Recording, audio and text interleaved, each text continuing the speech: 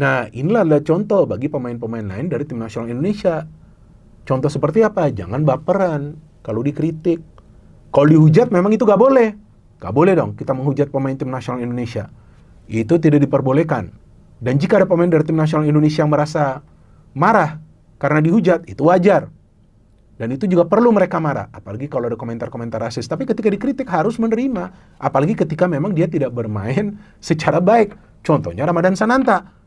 Kalau kita kritik, dia harus terima. Gak bisa gak terima, memang mainnya gak bener kok. Semua membicarakan dia kok bahwa permainannya gak bener. Tadi saya ketika nge-gym, ada salah satu orang yang saya tahu adalah member juga dari gym itu, walaupun saya tidak kenal dekat. Dia langsung mengatakan kepada saya bahwa timnas bermain baik, tapi kenapa Ramadan tidak bisa bermain baik, tidak bisa bermain seperti pemain-pemain lainnya? Nah, apa yang harus saya jawab?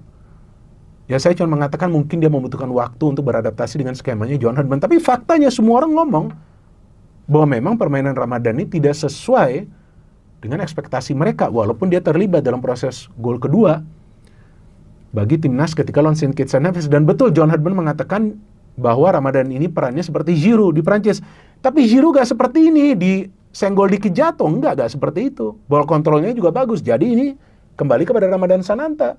Anda harus latihan lebih keras dan Anda harus perform. Kalau tidak perform, pasti Anda akan dikritik terus. Kalau dihujat itu gak boleh.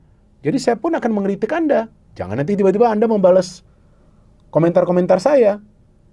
Artinya itu baperan. Nah, gak boleh baperan.